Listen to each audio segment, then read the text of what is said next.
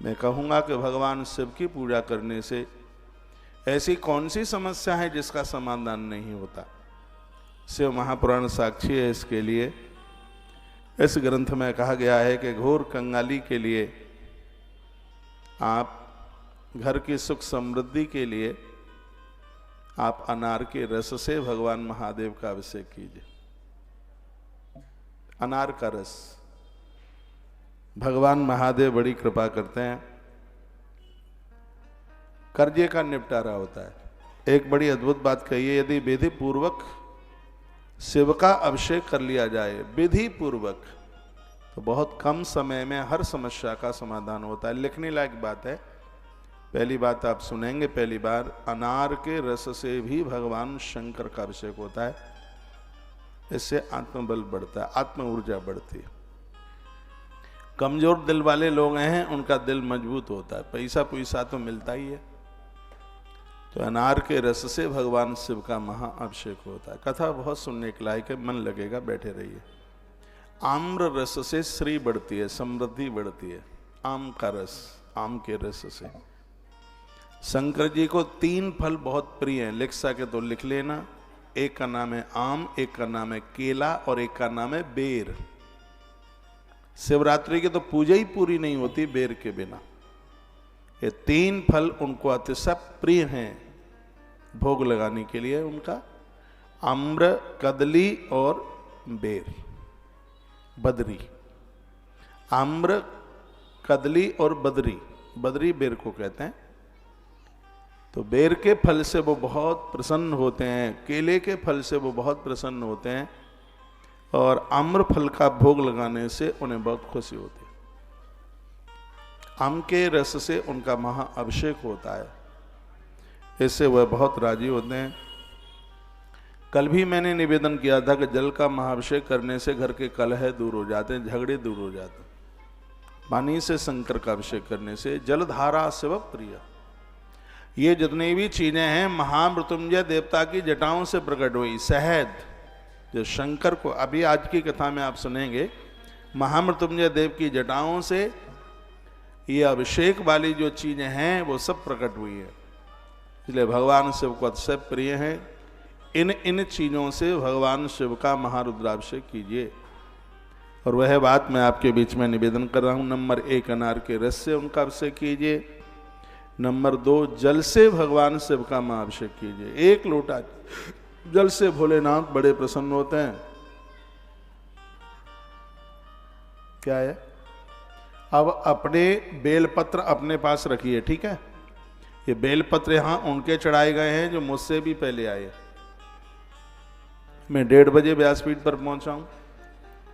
हाँ, और घर गृहस्थी के सब काम चलते रहेंगे। आप भी 1:30 बजे से पहले ही पहुंचे। 1 बजे हनुमान चालीसा शुरू हो गया था, क्योंकि श्रोता दूर दूर से आएंगे, शाम को ठंड का समय हो जाता है। 5 बजे आरती करा देंगे। 3.5 घंटे की कथा बहुत है, इतना ही पचा पाएंगे आप। हाँ, मैं तो 7 बजे तक सुना दूं, लेकिन हाजमा भी तो होना चाहिए पचाने के लिए। हाँ, तो 3.5 घंटे की कथा कम नहीं है, बहुत है। आइए एक बार पुनः अपने तार को जोड़िए कथा से। शुरू में कथा बहुत आनंद की होती है, और जो लेट देरी में श्रोता आते हैं उनको जो पहले का 1 घंटे का जो रस है शिव महापुराण का, वो छूट जाता है। शुरू के 1 घंटे की कथा और लास्ट के 1 घंटे की कथा बड़ी प्रभावशाली है। तो इतना सा टाइम लेके आइए कि शुरू से लेके अंत तक पूरी इस कथा को आप सुन सकें। अगली बात कही गई है कि कुशा जल से अभिषेक करने पर रोगों की निवृत्ति हो जाती है, दुख समाप्त हो जाते हैं। कुशा, पानी में कुशा डालिए और उस जल से भगवान महादेव का अभिषेक कीजिए, इससे दुखों से छुटकारा मिल जाता है, टेंशन दूर हो जाता है। जिसको क्या बोलेंगे हम एक अच्छी सी भाषा में, चिंता। व्यक्ति चिंता मुक्त हो जाता है। और चिंता इतनी खतरनाक है, चिता से चिंता खतरनाक है। चिता से चिंता बढ़कर है, नर को निर्जीव बनाती है, मुर्दे को चिता जलाती है, जिंदे को चिंता खाती है। तो भगवान शिव की जो कृपा है वो चिंता को भी चिंतन में बदल देती है। तो आप कोसाके जल से भगवान को अभिषेक करते हैं, तो इससे चिंताओं की निवृत्ति हो जाती है, दुखों की निवृत्ति हो जाती है, रोगों की निवृत्ति हो जाती है। यह इसकी बहुत बड़ी महिमा है। अगली बात निवेदन करूंगा, नंबर 4, मैं ऐसे लगभग आपके बीच में कुछ पॉइंट रख रहा हूं। नंबर 4, गन्ने के रस से भगवान महादेव अति प्रसन्न होते हैं। लक्ष्मी प्राप्ति के लिए सोमवार के दिन गन्ने के रस से भगवान का शुक्रवार के दिन भगवान शिव का अभिषेक कीजिएगा, धन आवेगा, पैसा आवेगा। मकान जिनके अधूरे पड़े हुए हैं, प्लॉट खरीदा है, मकान बन नहीं पा रहा है, बीच में काम रुका पड़ा है, तो आप गन्ने के रस से उस प्लॉट के ऊपर आप अभिषेक कीजिए, धन आवेगा। बरसे ऊपर से नहीं टपकेगा, रास्ते बन जाएंगे पैसे आने के।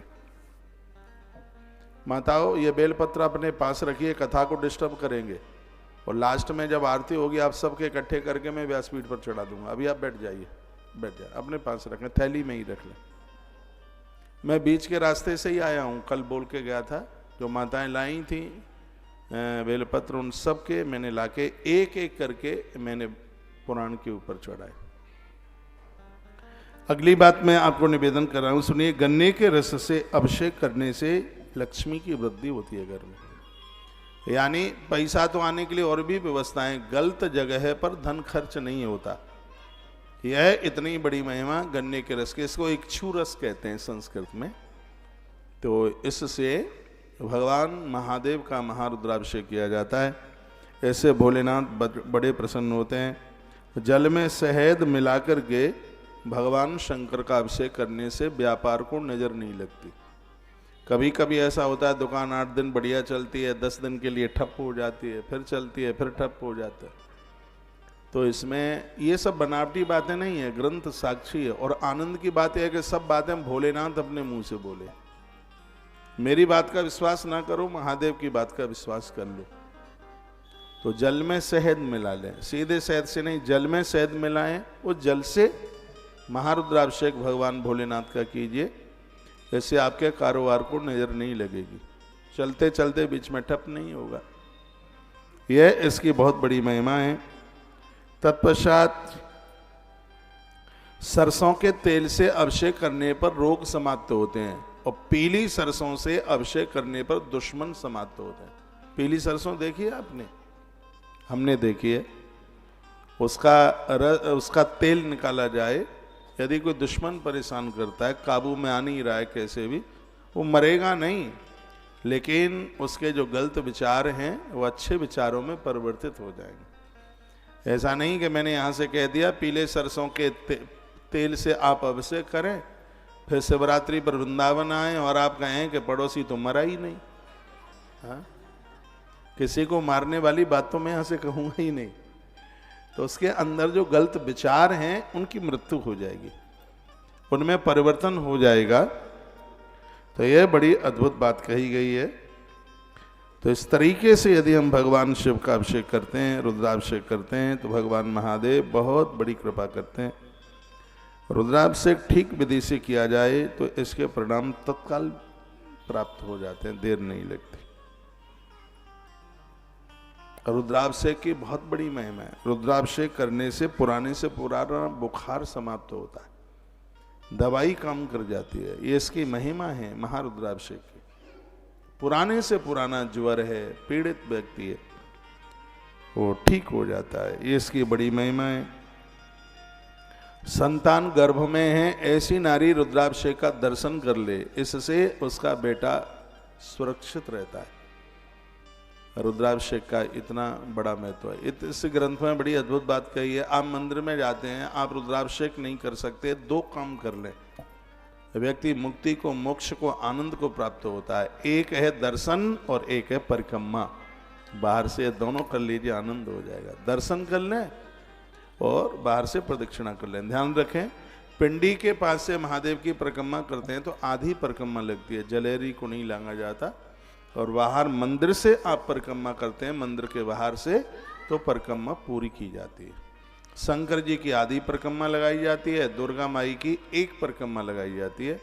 गणेश जी की 3 परिक्रमा लगाई जाती हैं, विष्णु भगवान की 4 परिक्रमा लगाई जाती है और सूर्य भगवान की 7 परिक्रमा लगाई जाती है।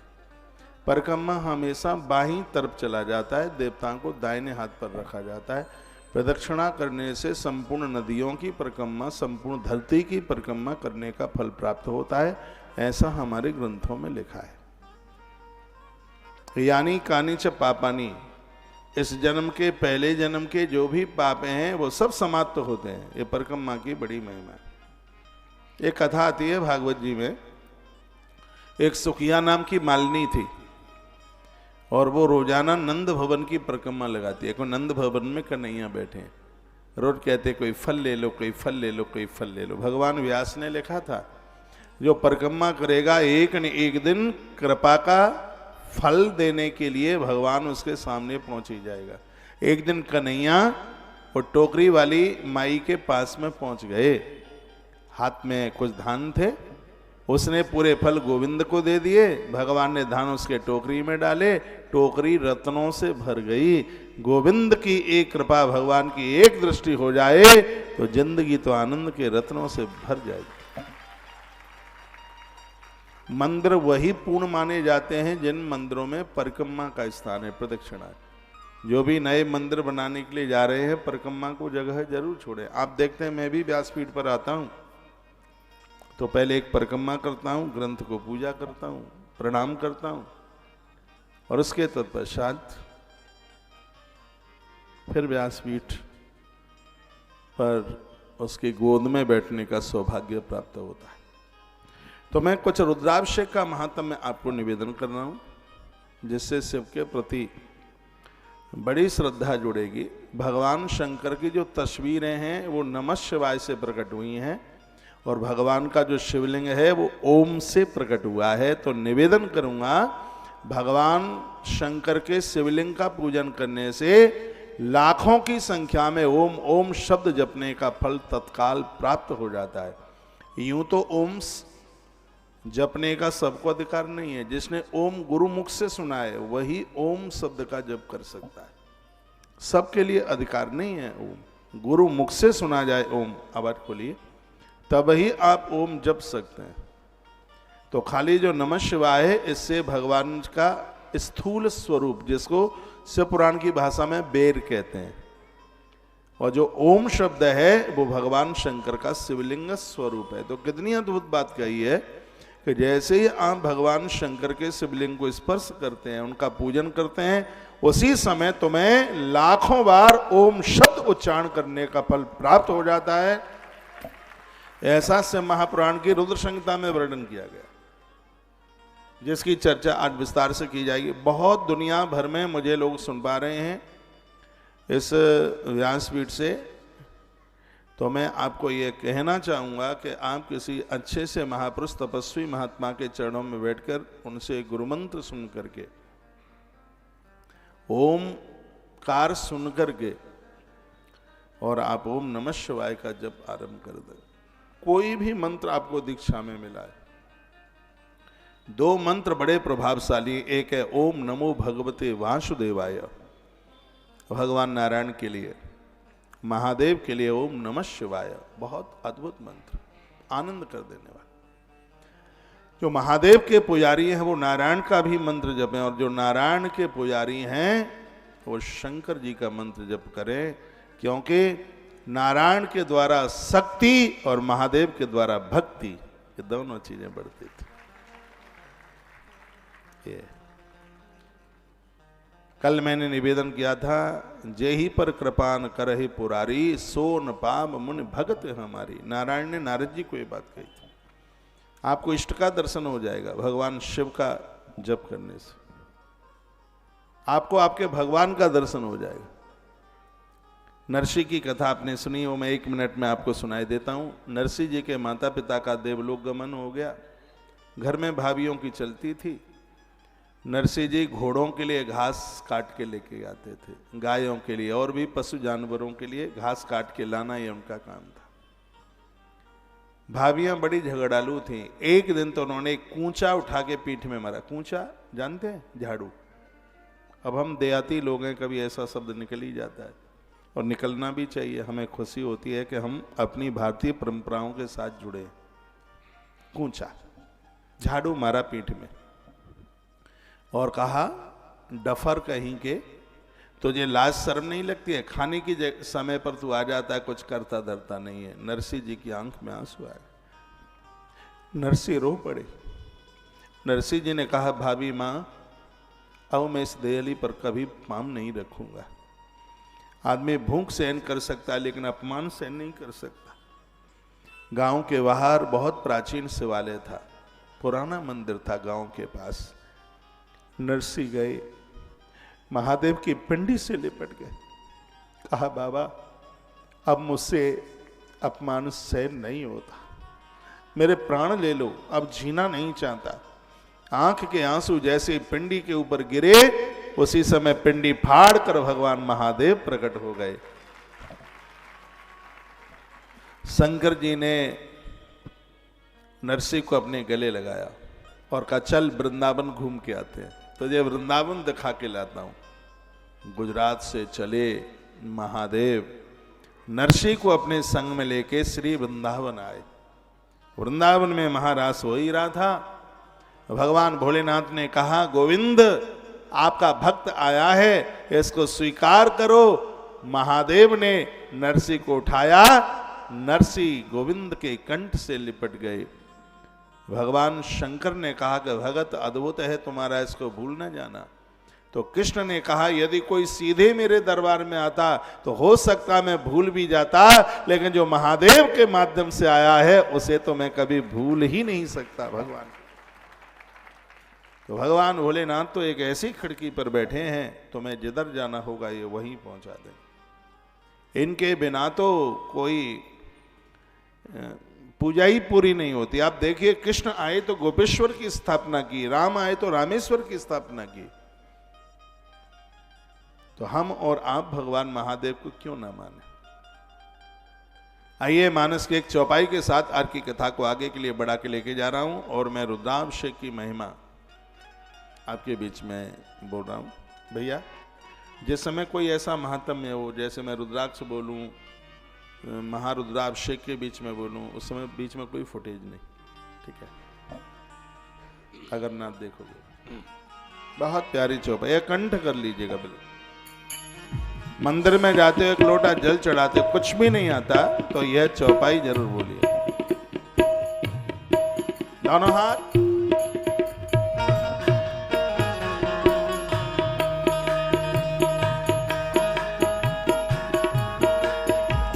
आंसू तो से तुम अब नहीं दानी, आंसू तो से तुम अब नहीं दानी। आरती हर हो दीन जन जानी, आंसू तो से तुम अब डर दानी।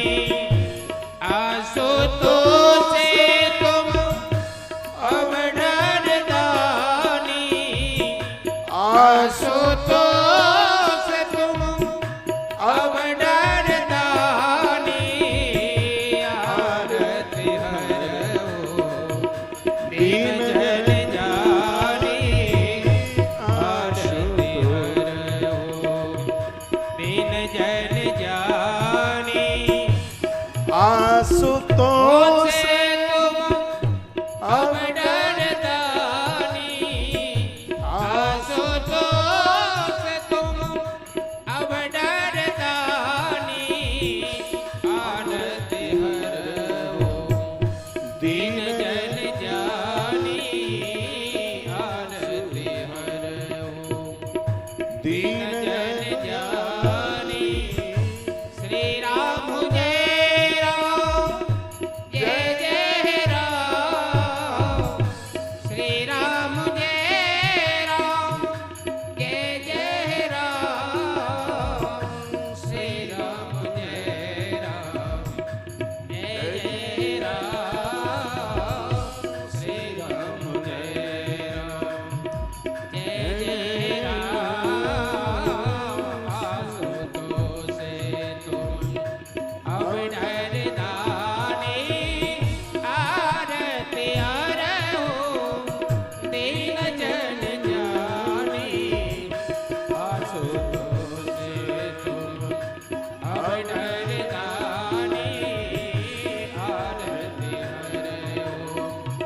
दीन जन जानी आसुतों से तुम अब डरदानी आरती हरहु।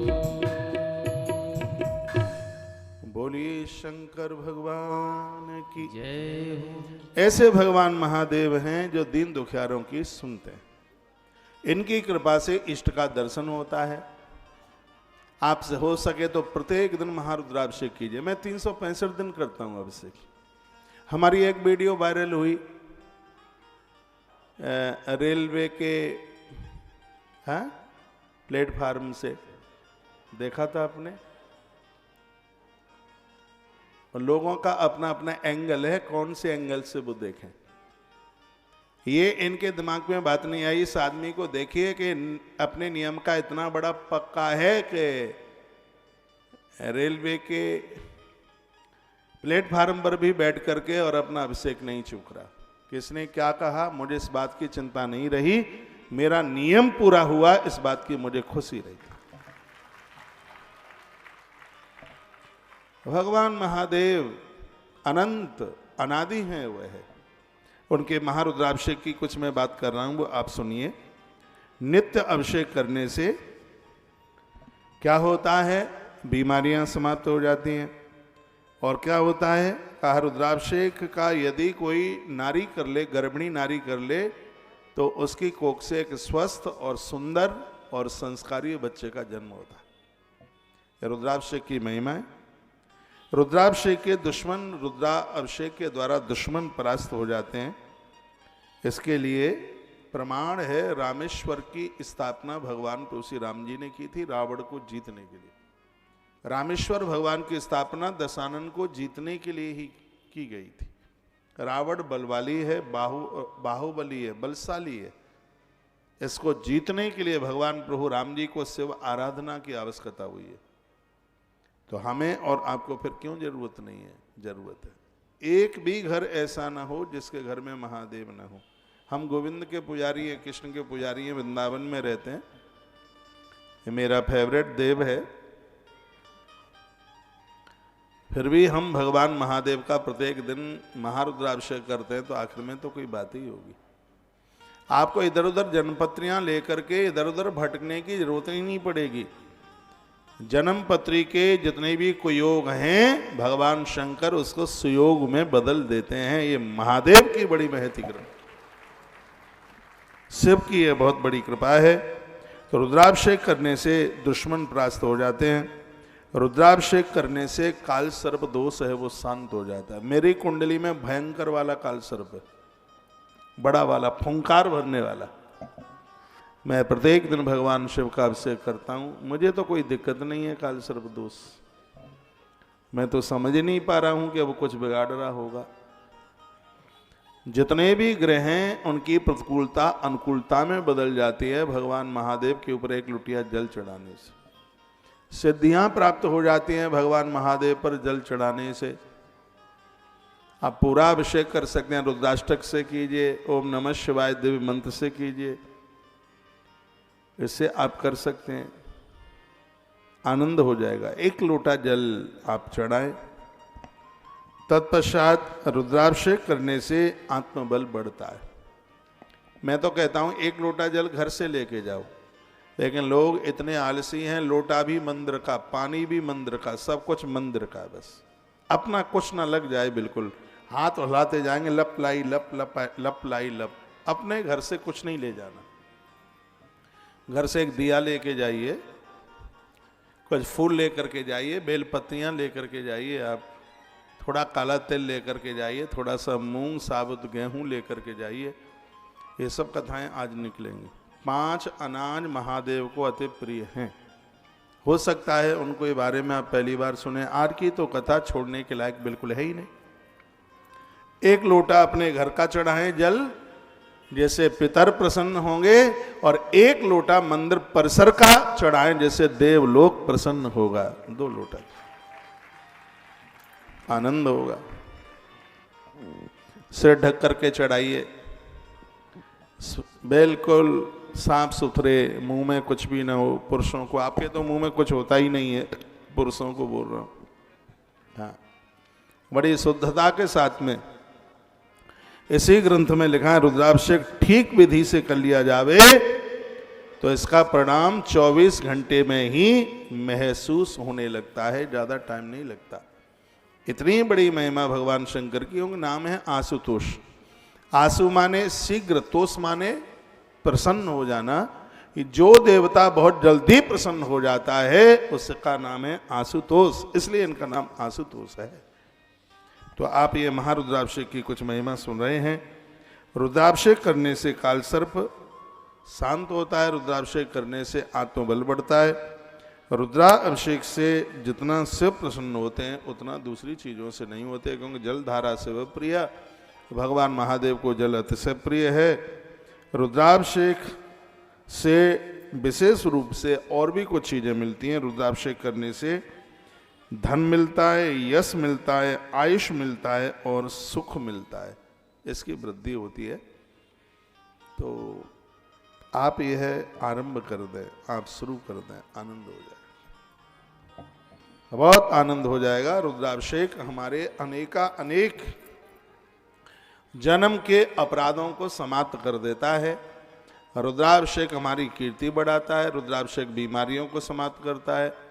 रुद्राभिषेक, एक शब्द लिख लीजिए, हमें कालजयी बना देता है। महादेव की अनुमति लिए बिना मौत हमारे पास तक नहीं आ सकती। ये रुद्राभिषेक की महिमा है। और काल इसको जिसको छू नहीं पाता उसका नाम है कालजयी। रामायण के बहुत नाम है, रामचरितमानस है, रामायण का एक नाम है रामचरितमानस, एक नाम है रामायण।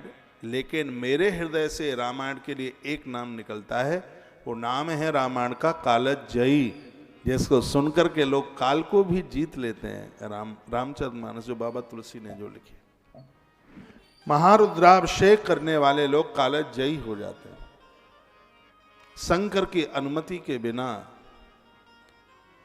ईश्वर भी नहीं मार सकता। आपको पता है कि रावण को मारने की आज्ञा भगवान प्रभु राम ने भगवान शंकर से ली थी, इसलिए तो रामेश्वर की स्थापना हुई है, क्योंकि वो दशानन महादेव का भक्त है।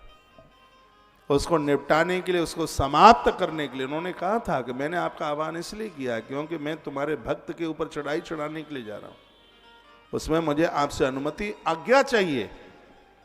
भगवान भोलेनाथ ने आज्ञा दी थी, तब भगवान ने प्रस्थान लंका के लिए किया था, क्योंकि शिव का महाअभिषेक करने वाला कालजयी हो जाता है। आप बहुत देवी देवताओं को पूजते हैं, पूजना चाहिए, लेकिन आप अपनी जिंदगी की डिक्शनरी में से शिव को कभी अलग मत करना। कोई किसी भी देवी देवता का भक्त क्यों नहीं है, लेकिन मरने के बाद तो सबको शमशान ही पहुंचना है। लेखा जोखा तो महादेव ही देखेंगे, शिव के बिना तो कुछ है ही नहीं, कुछ नहीं। हमारी नैया को पाल लगाने वाले वह होंगे। आइए मैं दो पंक्तियां गुनगुनाऊंगा और ये पंक्तियां हम बटेश्वर नाथ और महाकाल को समर्पित करेंगे। यूपी में एक बड़ा अद्भुत मंदिर है बटेश्वर में, बटेश्वर नाम है जिनकी कथा शिव महापुराण की कोटिरुद्र संहिता में आती है। भगवान श्री कृष्ण के पुरखों ने बड़ी तपस्या यहाँ पर की है। राजा सूरसेन यहीं के थे। पूरी दुनिया का इकलौता मंदिर है जहाँ 101 शिवालय बने हैं यमुना के किनारे, इसलिए हमने आरती में बटेश्वर नाथ का नाम भी लिया है। यमुना के किनारे पर भगवान बटेश्वर नाथ। यहाँ पर कुछ कोस तक यमुना मैया उल्टी बहती है। कथा इस प्रकार से है कि वहाँ के जो राजा थे, उन्होंने एक राजा को बोला था कि तुम्हारे यहाँ बेटी हो, हमारे यहाँ बेटा हो, तो आप अपनी बेटी हमें दे देना। पहले ऐसे ही संबंध होते थे, हमारे यहाँ बिटिया हुई और तुम्हारे यहाँ बेटा हुआ तो हम अपनी बिटिया तुम्हें दे देंगे। और हुआ यह कि दोनों राजाओं के यहाँ बेटी ही हो गई। तो एक रानी ने बात छिपा ली और कहा कि नहीं, हमारे तो बेटा हुआ है। और जब वो बिटिया 12 साल की हुई, पहले शादियां जल्दी हो जाती थी, 12 साल की हुई, पता तक नहीं लगने दिया। उस लड़की को लड़का बना के, बेटा बना के रखा, उसे दूल्हा बना करके सजाया और बारात चल पड़ी। यहीं यमुना के किनारे रात्रि का पड़ाव डाला गया राजा को पता लग गया, ओ हो, बेटी है, किसी ने बता दिया। राजा इतना परेशान था, आत्महत्या करने को चल पड़ा। उस बेटी को उस राजा ने अपने अंक में भरा और यमुना जी में छलांग लगा दी। उसी समय यमुना के जल में से भगवान बटेश्वरनाथ प्रकट हो गए और उन्होंने कहा, राजा मरे मत, हम तेरी बेटी को बेटा बनाए देते हैं। वो राज घराने का परिवार आज तक चल रहा है, वो वंश वृद्धि चल रही है। और भगवान शंकर ने, बटेश्वरनाथ ने उस बेटी को बेटा बनाया। मैंने पहली से महापुराण की कथा इसी बटेश्वरनाथ को सुनाई है। मैंने अपनी कथाओं का आरंभ बरसाने से किया है, बरसाने से, और मेरी कथाओं का समापन बाबा बटेश्वरनाथ के चरणों में होगा। मैंने इन्हें पहली गणेश पुराण सुनाई है बटेश्वरनाथ। मैं विदेश की यात्रा गया, मुझे बाहर अच्छा लगता नहीं है, कई कंट्रियों में गया, बाबा बटेश्वरनाथ से अनुमति लेके। मैं उन्हें बहुत मानता हूँ। दिल्ली में एक बड़ा अद्भुत आयोजन पिछले साल हुआ था, द्वितीय गौ महामहोत्सव। हो सकता है आप में से कुछ लोग गए हों। यमुना पार उधर हुआ था, उधर करतान नगर की तरफ, गांधीनगर की तरफ। तो भगवान बटेश्वरनाथ से अनुमति लेके, भगवान महाकाल से आज्ञा लेके, इसके लिए मैं पर्सनल उज्जैन गया, उनसे अनुमति लेकर के आयोजन हुआ। क्या अद्भुत आयोजन। तो इन पंक्तियों में मैंने इन दोनों महादेवों की कड़ी जोड़ी है और बड़ा सुंदर सा भजन है, बनाया हुआ है, किसी का गाया नहीं है। और आइए इसको गुनगुनाते हुए फिर हम आगे की कथा में बढ़ेंगे। स्वर दो। मेरी नैया पार लगावे गो बटेश्वर वारो भोला, ओ मेरी नैया पार लगावे गो ओ जय वारो भोला, ओ मेरी नैया पार लगावे गो बटेश्वर वालो भोला, बटेश्वर वारो भोला, ओ जय वारो भोला, ओ बटेश्वर दोनों हाथ वालो भोला, ओ चैनी वालो भोला, ओ मेरी नैया पार लगावे गो बटेश्वर वारो भोला।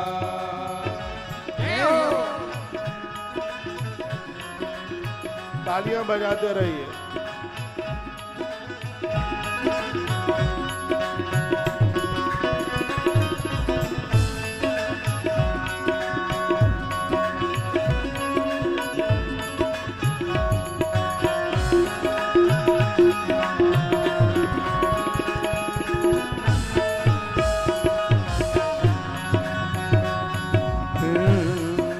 महाकाल नम पूजे जाते, महाकाल नाम से पूजे जाते, महाकाल से पूजे जाते, दर्शन आवे खुश हो जाते, दर आवे उसके हुई जाते, दर आवे आवे उसके हो जाते, ये घर घर अलख जगावे गो बटेश्वर वालो भोला, मेरी नैया पार लगावे गो ओ जय वारो भोला, ओ चैनी वालो भोला, ओ चैनी वालो भोला, बटेश्वर वालो भोला, ओ चैनी वालो भोला, मेरी नैया पार लगावे गो बटेश्वर वालो भोला। जय हो।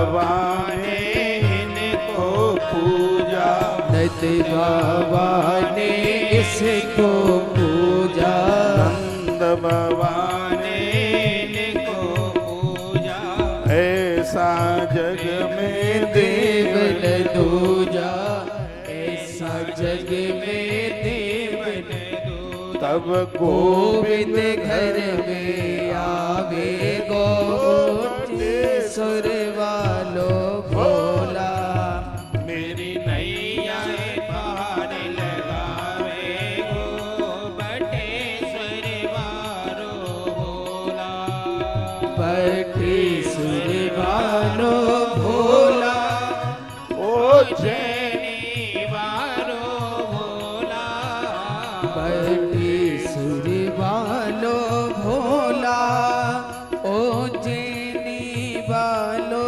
भोला। ओहो मेरी नैया पार लगावे गो बटेश्वर वारो भोला। जय हो।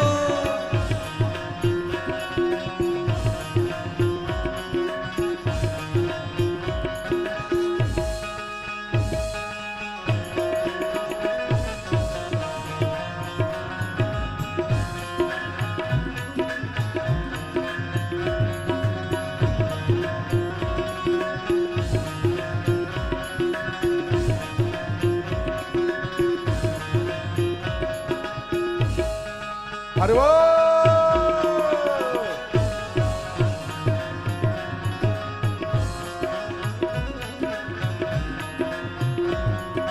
चारों युग युग में पूजे जाते चारों युग में पूजे जाते, देवलोक कैसे देव भी आते, देवलोक से देव भी आते, चारों युग में पूजे जाते, चारों युग में पूजे जाते, देवलोक से देव भी आते, देवलोक से देव भी आते, सबकी बिगड़ी बनावे गो बटेश्वर वारो भोला, ओहो नैया पार लगावे गो बटेश्वर वालो भोला, बटेश्वर वालो भोला, ओ चीनी वालो भोला, बटेश्वर वारो भोला, ओ जैनी वारो भोला, ओ मेरी नैया पार लगावे गो बटेश्वर वारो भोला। श्री राधे।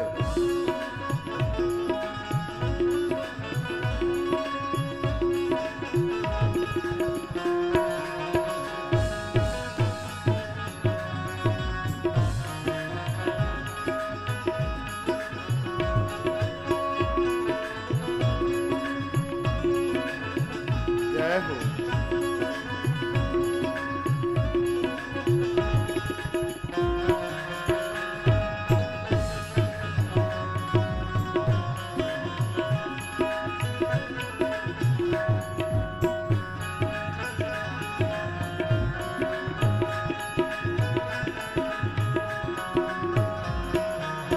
एक अब ये लास्ट की कड़ी है, इसको जरूर सुनिएगा। शिव पुराण में लिखा है कि यदि मुंह से श्री शिवाय नमस्तोभ्यम बोला जाए, उस व्यक्ति का मुंह देखने से त्रिवेणी नहाने का फल प्राप्त हो जाता है। तो हमने इस कड़ी में लिखा है श्री शिवाय नमस्तोभ्यम, श्री शिवाय नमस्तोभ्यम, सबके काम बनेंगे एकदम, श्री शिवाय नमस्तोभ्यम, सबके काम बने एकदम, ये डमरू न जब गड़बागे गो बटेश्वर बटेश्वर वारे भोला, डमरू न जब गड़बाजे गो बटेश्वर वारो भोला दिल्ली में डमरू बाजे गो बटेश्वर वालो भोला बटेश्वर वालो भोला उज्जैनी वालो भोला बटेश्वर वालो भोला उज्जैनी वालो भोला मेरी बटेश्वर वारो भोला मेरी मैया पार लगावे बटेश्वर वारो भोला ये कड़ी एक बार और बोलनी है, सब बोले श्री शिवाय नमस्तुभ्यं श्री शिवाय नमस्तुभ्यं सबके काम बनेंगे एकदम सबके काम बनेंगे एकदम डमरू न जब गड़बाजे गो बटेश्वर वारो भोला ओ दिल्ली में डमरू बाजे गो बटेश्वर वालो भोला बटेश्वर वालो भोला उज्जैनी वालो भोला बटेश्वर वालो भोला उज्जैनी वालो भोला तेरी नैया पार लगावे गो बटेश्वर वालो भोला तेरी नैया पार बटेश्वर वारो भोला मेरी नैया पार लगावे गो बटेश्वर वालो भोला मेरी नैया पार लगावे गो उज्जैनी वालो भोला मेरी बिगड़ी आज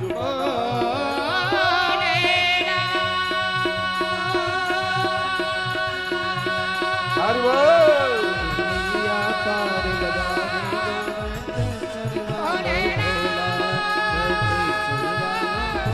बटेश्वर वालो नैया पार लगावे गो बटेश्वर मेरी नैया पार लगावे गो जैनी वारो भोला मेरी नैया पार लगावे गो बटेश्वर वालो भोला बटेश्वर वालो भोला उज्जैनी वालो भोला बटेश्वर वालो भोला उज्जैनी वालो भोला ओहो मेरी नैया पार लगावे गो बटेश्वर वारो भोला मेरी नैया पार बटेश्वर वारो भोला ओहो मेरी मेरी नैया पार लगावे गो बटेश्वर वालो भोला बटेश्वर वालो भोला उज्जैनी वालो भोला ओहो मेरी बिगड़ी पार लगावे गो बटेश्वर वालो भोला तेरी नैया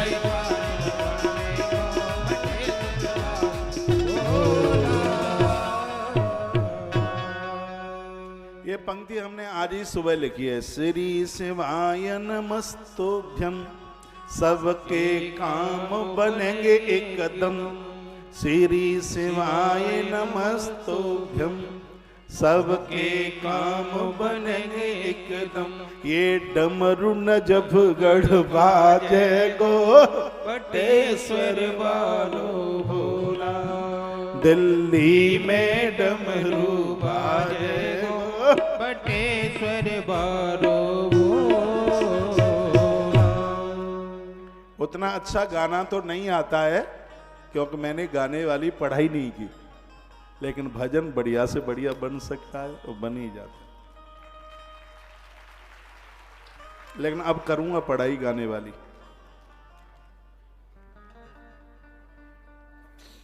अब क्या है, पढ़ाई कर लें या ना कर लें, अब तो खोटी चोड़नी चल गई, वो तो फेल होने वाली नहीं है। चल गया, मामला हो गया। हाँ? महादेव की कृपा बड़ी अद्भुत है। आइए शिव महापुराण में भगवान शंकर की पूजन की विधि समझ लीजिए। कागज हो कलम हो तो आप लिख भी लेंगे, तो ऐसा ही नहीं समझ लेना कि सिक्का खोटा ही है, ऐसा नहीं समझ लीजिएगा। हाँ, आइए भगवान की पूजा की विधि क्या है, पूजा का फल कब मिलता है। लिखा है ब्रह्मे मुहूर्ते च उत्थाय संस्मरेत अम्बकम शिवम कुर्यात प्रार्थना भक्त्या सांजलि नतमस्तकः। प्रातः जब आप जागते हैं तो शिव पुराण कहता है पहले 5 मिनट अपने बिस्तर पर बैठिए, हाथ जोड़िए। स्पष्ट लिखा है कुर्यात प्रार्थना भक्त्या सा अंजलि नतमस्तकः।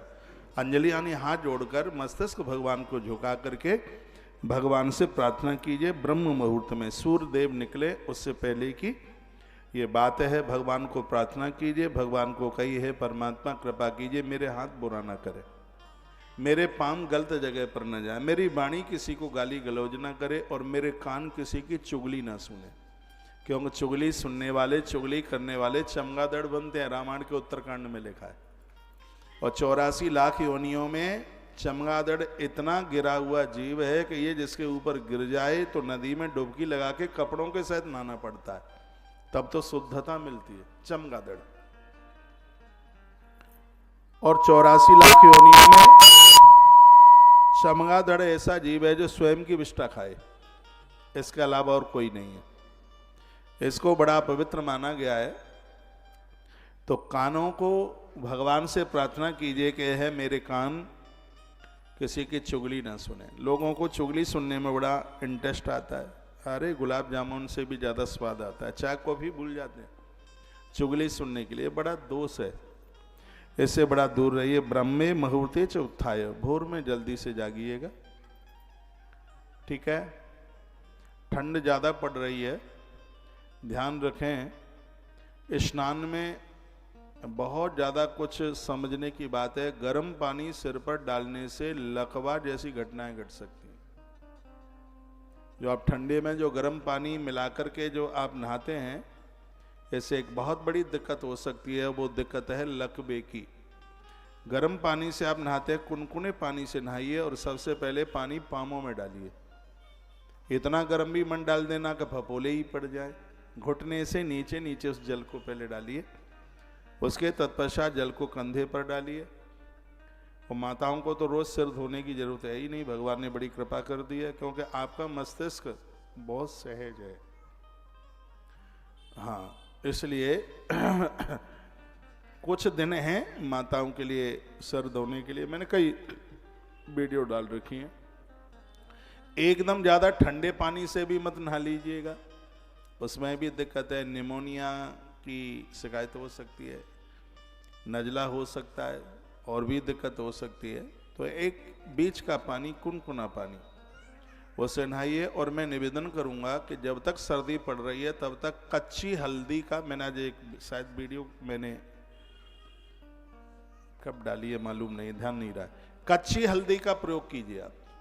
इन दिनों में कच्ची हल्दी बाजार में मिल जाती है, कच्ची हल्दी का प्रयोग करेंगे, ये ठंड नहीं लगने देगी। जायफल ठंड नहीं लगने देता, सौंठ भी ठंड नहीं लगने देती। यह चीजें बड़ी फायदेमंद है। यदि आप मेरी बात माने, मेरी आप इतनी बात मानते तो इतनी भी बात मान लीजिए, आपकी रसोई में दालचीनी आज ही पहुंचनी चाहिए। आज, कल नहीं, आज सब्जी में दालचीनी डालिए। दालचीनी हार्ट अटैक और लकवा जैसी बीमारियों से सुरक्षा कवच का काम करती है। दालचीनी इतनी प्रभावशाली। अपनी सब्जी में इस ऋतु में आप दालचीनी, गर्मियों में तो बहुत गर्म करती है, मेथी खाने का यही मौसम है। ज़्यादा गर्मियों में मेथी खाओगे तो नज़र चली जाएगी, आंखों की रोशनी कम हो जाएगी। लेकिन इन दिनों में मेथी खाओगे तो डायबिटीज हिंदुस्तान छोड़ के भाग जाएगी, इतना बड़ा प्रभाव मेथी का है। हफ्ते 15 दिन में एक बार तो मेथी दाने की सब्जी खाइए आप, इससे आपका रक्तचाप भी ठीक रहेगा। जोड़े बोड़े के दर्द भी नहीं रहेंगे। और सबसे बड़ी बात है कि मेथी मधुमेह के लिए एक दुश्मन का काम करती है। इन दिनों में बहुत फायदेमंद है, इसको आप ले सकते हैं। इसका एक पाउडर भी आप बना सकते हैं। करौंजी बहुत फायदा करती है, काली आती है बाजार में, करौंजी आती है। अजवाइन बहुत फायदा करती है, इन दिनों में बहुत फायदा करती है विशेष। मेथी तो फायदेमंद है ही, तो अपने स्वास्थ्य का ध्यान रखते हुए इतनी बातें बताने के लिए डॉक्टर आपसे बहुत पैसा ले लेते, मैं आपसे 1 रुपया भी नहीं ले रहा हूं। ये आप कर लीजिए, आप स्वस्थ रहेंगे, बिल्कुल ठीक रहेंगे। ब्रह्मे मुहूर्ते च उत्थाय संस्मृत सा अम्बकम शिवम। प्रातः आप जागते हैं तो गजानंद का ध्यान कीजिए, गोविंद का ध्यान कीजिए, सरस्वती माता, लक्ष्मी माता और गौरी शंकर का ध्यान जरूर कीजिए। 5 गौ माता का ध्यान कीजिए, राजा नल का ध्यान कीजिए, युधिष्ठिर राजा का ध्यान कीजिए, नारायण का ध्यान कीजिए और सीता माई का ध्यान जरूर कीजिए, क्योंकि ये सब पुण्य श्लोकों में नाम आते हैं। ये भोर में ध्यान करने, स्मरण करने के लायक हैं। हरि भगवान, हर भगवान, हरिश्चंद्र राजा, हनुमान जी और बलराम जी, इनका ध्यान कीजिए। अरे भाई, कोई दिक्कत परेशानी रहेगी ही नहीं। आप करें तो ये सही। हम लोग तंदुरुस्त हैं, स्वस्थ हैं, मस्त हैं, व्यस्त हैं, क्योंकि नहाने से पहले सब बिस्तरे पर बैठे ही बैठे नाम ले लेते हैं। यहाँ पर वही तो बात कही गई है कि भगवान की पूजा कैसे करें। तो ब्रह्म मुहूर्ते च उत्थाय संस्मृत सांबकम शिवम कुर्यात प्रार्थना भक्त्या सांजलि नतमस्तक। भगवान को प्रार्थना करके कहें, प्रभु मुझसे किसी का बुरा ना हो, बस यह कृपा कर दे। सच है, हम किसी को माला ना डाल सकें तो अपमान तो ना करें, हम किसी को खिला ना सकें तो उसकी रोटियां तो ना छीनें। जो लोग किसी को उसकी नौकरी से अलग कर देते हैं, उसके काम से अलग कर देते हैं, तो क्या होता है, 100 गायों को मारने का पाप लगता है। ऐसा गरुड़ पुराण में लिखा है। मैंने गया जी से बात कही थी। यदि आपका बेटा किसी कंपनी का बॉस है, सबसे सर्वोच्च है, तो उसको ये कहिएगा, बेटा किसी की नौकरी न छीन लेना, किसी की जीविका न छीन लेना। जिसकी वजह से किसी की रोटियों में दिक्कत आती है, किसी की जीविका छिनती है, उसे 100 गायों को एक संग मारने का अपराध लगता है। ऐसा गरुड़ पुराण अंतर्गत ये बात भगवान नारायण ने गरुड़ देव को कही है। बात वही बात मैं आपको कह रहा हूं। अरे आप किसी को नौकरी नहीं दे सकते तो किसी की नौकरी तो मत लीजिए, किसी को रोटी नहीं दे सकते तो किसी की रोटियां तो न छीनिएगा। और मैं शिव महापुराण से यह अद्भुत बात आपको करना हूं। ये शिव महापुराण का श्लोक है, ब्रह्मे मुहूर्ते च उत्थाय संस्मृत अम्बकम शिवम कुर्यात प्रार्थना भक्त्या सा अंजलि नतमस्तकः। परमात्मा को प्रत्येक दिन प्रार्थना कीजिए, कहिए कि हे भगवान, मुझसे कुछ अच्छा हो, मुझसे कुछ बढ़िया हो, और मुझे मेरे हाथों को आप काम दीजिए। ये प्रार्थना कीजिए। सुख और दुख हमारे कर्मों के अनुसार है। यदि गलत कर्म किया है तो दुखों से हमें कौन बचाएगा। यदि हमने कर्म अच्छा किया है तो हमारे सुखों को छीनेगा कौन, कोई नहीं।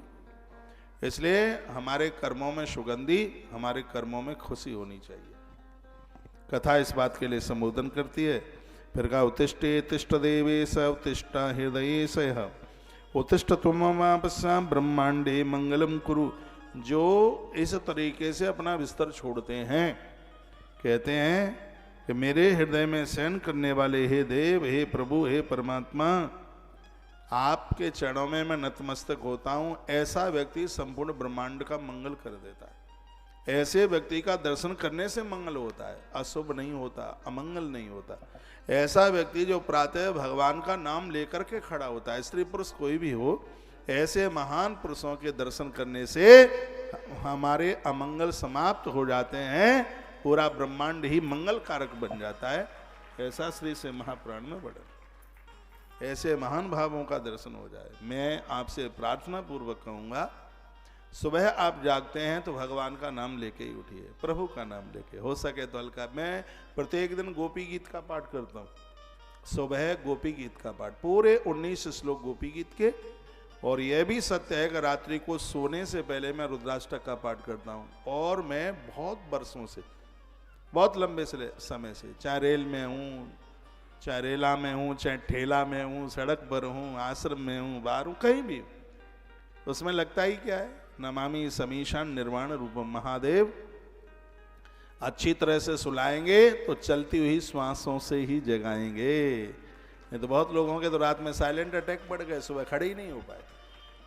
और इस फूंस के महीने में मैंने एक वीडियो डाली थी आरंभ में, मैंने बोला था कि इस फूंस के महीने में सोते समय ओम नमः शिवाय का जप करते हुए सोइए, इससे आपकी तंदुरुस्ती तो बढ़ेगी, इससे आपका आयुष भी बढ़ेगा।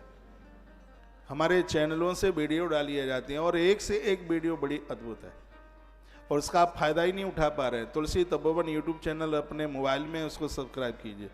स्वास्थ्य को लेकर के तुलसी मंजरी यूट्यूब चैनल, तीर्थों को लेकर के तुलसी मंगलवाणी, और भी संत महापुरुषों की सूचना सुनने के लिए तपोवन न्यूज, और एक बहुत बड़े आनंद के लिए तुलसी भक्ति रस। ये हमारे कुछ 5 यूट्यूब चैनल हैं और इनको रोज आप आत्मसात करते हुए बड़ी अद्भुत बातें आप सुन सकते हैं। यहाँ से तो पूरी बातें नहीं हो पाती, सुबह मैं कई वीडियो आपके पास तक भेजता हूँ और इससे आप लाभान्वित हो सकें, इसीलिए तो कितनी अच्छी बात है। जाना में धर्मम न चमे प्रवृत्ति, जाना में धर्मम न चे निवृत्ति।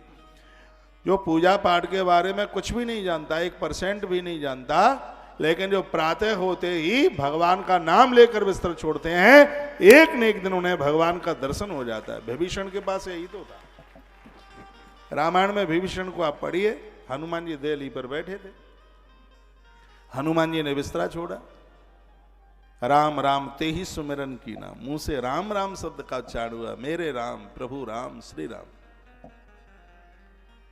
तो हनुमान जी को लगा कि अरे मैं तो समझ रहा था ठगत, लेकिन ये तो बहुत बड़ा भगत है। विभीषण ने हनुमान जी को देखा, हनुमान जी भेष छिपाए हुए थे, प्रणाम किया कि तुम हर दासन में, क्या तुम हरि हो? अब मैं राम कथा तो नहीं सुना रहा हूं आपको, आप हरि हो? हनुमान जी ने कहा ना। तो दासन में कोई, या उनके आप कोई दास हैं? हनुमान जी तो बड़े महिमा युक्त हैं, कहते हैं वो तो हम तो ऐसे हैं कि हमारा तो कोई नाम ही ले ले तो दिन भर रोटी ही नहीं मिले। भक्त हमेशा भगवान की बड़ी चाहता है, वो प्रात ले ही जो नाम हमारा, ये हनुमान जी की महिमा है। हनुमान जी का हनुमान चालीसा पढ़ लोगे तो क्या रोटियां नहीं मिलेंगी? हनुमान चालीसा से प्रेम करो, जीवन का हर समाधान हनुमान चालीसा में। शिव पुराण की कथा कह रहा हूं, मेरी पोथी के ऊपर हनुमान चालीसा रखा है, ये देखिए मेरी पोथी के ऊपर हनुमान चालीसा है। हनुमान चालीसा है, आप दर्शन करें। मैं हनुमान चालीसा का पाठ ग्रंथ से करता हूं, 40 चौपाइयां हैं, देर कितनी लगती है। हनुमान जी का नाम सुबह ले लोगे तो कलाकंद मिलेगा खाने के लिए, लड्डुआ मिलेंगे, आनंद होगा। हाँ, सूखी नहीं मिलेगी, भींगी हुई मिलेगी, दूध में भींगी हुई। ऐसे बजरंगबली श्री हनुमंत लाल जी। और आनंद की बात है कि स्त्री पुरुष कोई भी उसका पाठ कर सकता है। तो जाना में धर्मम नच में प्रवृत्ति, हम धर्म के बारे में, पूजा पाठ के बारे में कुछ नहीं जानते। तो यहाँ ब्रह्मा जी नारद जी को एक कथा सुनाए हैं। वो कहते हैं तो प्रातः जब आप जागते हैं तो त्वया महादेव हृदय ततेना, हे महादेव मेरे हृदय में आके बस जाओ, तुम मेरे हृदय में बसोगे। महादेव का मतलब शिव पुराण की कथा, इसलिए महादेव लिखा है। यदि भागवत की कथा होती तो उसमें कृष्ण लिखा होता। आप जिस देवता के भक्त हैं उस देवता का आह्वान करते हुए कहिए कि आप मेरे हृदय में आके बस जाइए। ऐसी प्रार्थना उन्हें कीजिए। तो या महादेव हृदयस्तेना यथा निक्तोस्मि तथा करोमि। जब आप मेरे हृदय में बैठ जाएंगे तो मैं अपनी तरफ से कुछ नहीं करूंगा, आप मुझसे जो करवाओगे फिर मैं वही करूंगा। और मैं अपनी तरफ से करूं उसमें अपराध भी हो सकता है, लेकिन जो आप करवाओगे वो मैं करूंगा, उसमें कोई भी अपराध होगा ही नहीं। तो ऐसी प्रार्थना भोर में करें, अपने दिन को मांगलिक बनाए। ऐसा नहीं आंखें मींडी और धड़ाम से पांव पटक दिए धरती पे, धरती माता भी रोएगी, कम मकत पड़ा। थोड़ा बैठिए। लोग जगेंगे उसी समय जब पेट फूलेगा, फिर दौड़ करके भागेंगे बाथरूम की तरफ। अरे इतना तो टाइम लेकर के जागिए भोर में जल्दी, एक 5 मिनट भगवान से बात कर सके। और मैं अपनी तरफ से मनगढ़ंत कुछ भी नहीं बोल रहा हूं, ये पूरा चैप्टर है जो मैं आपको निवेदन कर रहा हूं। श्लोक ग्रंथ का है, लिखा है त्वया महादेव हृदय स्थितेन, हे प्रभु मेरे हृदय में बैठिए। यथा निक्तोस्मि तथा करोमि, आप मेरे हृदय में बैठ जाओगे फिर मैं वही करूंगा जो आप मुझसे करवाएंगे, फिर मैं वही करूंगा। मैं खुद करूं उसमें अपराध हो सकता है, लेकिन जो आप कराएंगे उसमें तो कोई अपराध हो ही नहीं सकता। इसलिए मेरे हृदय में आके बैठ जाइए। भक्ति पूर्वक यह वचन कहकर अपने गुरुदेव का स्मरण, जहां भी जिन संतों से आप जुड़े हुए हैं उनका स्मरण कीजिए। आप कहोगे ये आप अपनी तरफ से कह रहे हैं कि लिखा है इतुक्ता वचनम भक्त्या स्मृत्वा च गुरु पादके। यदि गुरु महाराज की चरण पादुका हैं घर में तो नित्य उन्हें वंदन प्रणाम कीजिए। कभी यह महापुरुष घर में आते हैं तो श्वेत वस्त्र के ऊपर एक परात में लाल रोली डालें, उसमें कुमकुम जिसे कहते हैं, उनको कहिए कि इसमें आप अपने चरण रखें, फिर श्वेत वस्त्र के ऊपर चरण छपवा लें और फिर ऐसे वस्त्र को अपने घर में लपेट करके रखिए। उस घर में कभी अनहोनी नहीं हो सकती, अशुभ नहीं हो सकता, अकल्याण नहीं हो सकता। गुरु चरण की इतनी बड़ी महिमा, ये शिव महापुराण का श्लोक है जो मैं आपको बोल रहा हूँ। इतुक्ता वचनम भक्त्या स्मृत्वाम च गुरुपादके, जो प्रत्येक दिन अपने संसार के कार्यों को करने से पहले गुरु चरणों का ध्यान करते हैं। बहिर्गच्छो दक्षिणासाम त्यागार्थम मलमूत्रयो, उनका ध्यान करते हुए स्मरण करते हुए फिर मलमूत्र विसर्जन के लिए, फिर स्नान के लिए आप जाइए। देश उद्यम तथा कृता समृद्धा विशोधन हस्त उपाद प्रक्षाल्य दंत धावन आचरित, दांतों को मांजिए। इतनी सुंदर बात कही है। आप उपवास करते हैं, यदि आपने दांत नहीं मांजे और ऐसे ही आप नहा लिए तो आपको व्रत करने का कुछ नहीं मिलता। आप कोई उपवास कर रहे हैं, मल विसर्जन के लिए नहीं गए, ऐसे ही नहा लिए, आपको कोई उसका पुण्य नहीं मिलता। भले ही मल उतर नहीं रहा है तो भी मल विसर्जन के लिए जाइए, और हमेशा मल विसर्जन के बाद ही दांत मांजे जाते हैं। अब आप कब मांजते हैं आप जाने, नियम तो यही है, उसकी विधि तो यही है। शिव महापुराण एक जीने की कला हमें देती है। मल विसर्जन के बाद इसमें लिखा है हाथों से मिट्टी लगाएं। साबुन से हाथ शुद्ध हो सकते हैं, रोज मिट्टी नहीं लगा सकते, लेकिन जिस दिन आप व्रत करते हैं उस दिन तो आप मिट्टी लगा ही सकते हैं। मिट्टी से देह पवित्र होती है, तन पवित्र होता है। कार्तिक के महीने में श्वेत तिल पीसकर पीली मिट्टी में मिलाकर थोड़ा उसमें आंवले का चूर्ण डालने और देह पर लेपन करने से व्यक्ति को 100 बार समुद्र नहाने का फल प्राप्त होता है। पद्म पुराण से बात हमने पूर्व में बोली है, निवेदन किया। आदमी इतना पावन, इतना पवित्र हो जाता है, देह पर मिट्टी रगड़ा। इतनी बड़ी महिमा है। अरे भैया, परमात्मा ने बड़ी कृपा की है, मनुष्य जीवन मिला है, इसको यही ना गवा दो, इस शरीर का आनंद ले लो। तुमने तो बस बच्चा बेटा बेटियां को जन्म दे दिया है, इसी को आनंद समझ लिया है। अरे ये तो कुतरा और सुकरा, ये सब 10-10 बच्चों को एक दर्जन एक बार में पैदा किए उन्होंने। ये कोई बहुत बड़ा काम नहीं कर लिया आपने। बढ़िया काम तो यह है कि इस देह से आपने देह देने वाले ईश्वर का ध्यान कर लिया उसका। अब आप इस लाइन में जी नहीं रहे हैं। सच मानिए, संसार की ऐसी कोई भौतिक वस्तु नहीं है जो परमात्मा का एक नाम लिया जाए उसे एक नाम के बराबर आनंद दे दे। पूरी दुनिया में ऐसी कोई वस्तु नहीं है। एक नाम के उच्चारण के बराबर यदि कोई ये संसार की वस्तु कोई सुख दे दे, उस सिंधु के एक बिंदु के बराबर भी नहीं। भगवान का नाम लेने में इतना आनंद आता। लिखा है ना, सो सुख धाम राम असनामा। भगवान का नाम तो सुख का घर है भैया, सुख बहुत मिलता है। तो नित्य भगवत नाम लीजिए, आनंद हो जाएगा। देह शुद्धिम तथा सह मृंजल विशुद्ध ही। देह की शुद्धि मिट्टी के बिना नहीं हो सकती। रोज नहीं कर सकते हो, रोज डिटॉल लगाते हो, क्या क्या लगाते हो, साबुन लगाते हो, जो लगाते हो, लेकिन जिस दिन आप व्रत कर रहे हैं उस दिन मिट्टी लगाइए। ऐसे लगाइए नाली बंद नहीं होगी। आपको डर होता है वाष्पेशन चौक हो जाएगा, नाली चौक हो जाएगी, तो मैं आपको कोई 1-8 किलो मिट्टी की बात थोड़ी कर रहा हूँ। गीली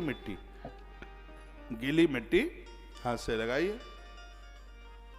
जैसे साबुन मैल को लेके निकलता है मिट्टी, वैसे ही बह जाएगी, कोई दिक्कत नहीं। हम लोग करते हैं, दिक्कत क्या होगी इसमें। अगली बात कही, देवाना थे तनुदिते कृत्वा में दंत धावनम मुखम षोडश मारंतु प्रत्यक्षा जल विस्तदा। इसमें तो 16 बार मुंह धोने के लिए कुल्ला करने की बात कही। 16 बार मुंह में जल डाल के। अरे 16 बार नहीं कर सकते तो 1-2 बार तो कर सकते हो, हैं? जीभ को भी मांजिए, दांतों को मांजिए। हम असुर नहीं बने, हमें देव बनना है इस मृत्यु लोक में। एक एक बात लिखने के लायक है। कि मुझे ये भी पता है कि आप लिखेंगे नहीं। तत्पश्चात यथा अवकाशम सुसुनातधा ग्रहे, जिस दिन कोई काम से आपकी छुट्टी है उस दिन माता पिता के काम घर में कीजिए, वृद्धों के काम कीजिए। अवकाश दिन है, ये दिन आपकी छुट्टी है, लेकिन आपने तो छुट्टी का दिन बाजार घूमने के लिए कर लिया है। इससे महापुराण में लिखा है कि उस दिन घर के वृद्धों को देखिए, उन्हें किस चीज़ों की जरूरत है। इसमें तो ये लिखा है उनके कपड़े अपने हाथों से धोइए, इसमें तो ये लिखा है उनको नहलाइए अपने हाथों से। जिस दिन कार्य से आपका अवकाश है, जिस दिन कोई छुट्टी का दिन है, उस दिन वृद्धों के लिए आप खुद अपने हाथों से